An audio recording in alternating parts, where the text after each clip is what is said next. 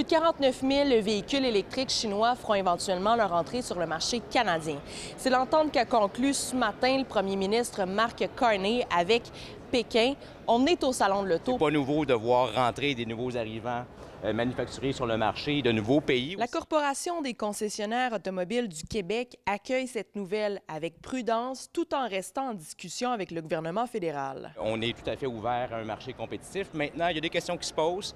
C'est légitime. Quel sera l'échéancier? Quel sera le cadre réglementaire pour l'intégration et quel sera le modèle d'affaires aussi de distribution? Vous savez, on a 900 concessionnaires ici, des entrepreneurs, entrepreneuses locaux. Il faut respecter ces PME-là, c'est trop important pour le marché du Québec. Le prix de ces véhicules électriques devrait être inférieur à 35 000 $. C'est beaucoup moins cher que le prix moyen dans l'électrique. Et l'industrie enregistre une baisse de 40 % des ventes de véhicules électriques dans la dernière année.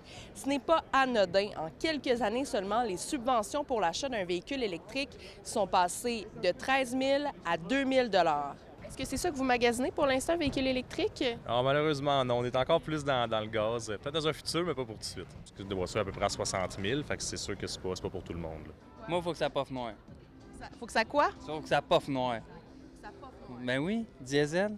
Quoi? Parce que je suis un gars de truck. Si je te dis que les véhicules électriques chinois, ça va coûter 35 000. Ça, c'est mieux, par contre. Là-dessus, moi, t'as l'accordé. Le prix moyen d'une voiture au Canada en ce moment, c'est 63 000.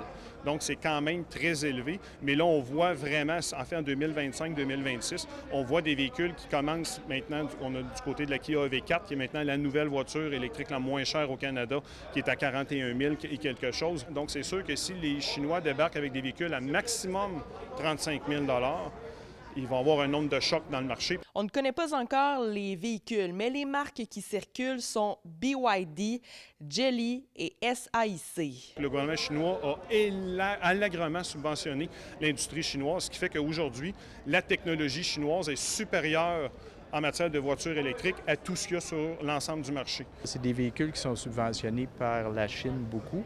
Alors, c'est pas une compétition loyale, comme on dirait. Je sais pas, on connaît pas les marques. C'est pas un produit qui est sur le marché ici.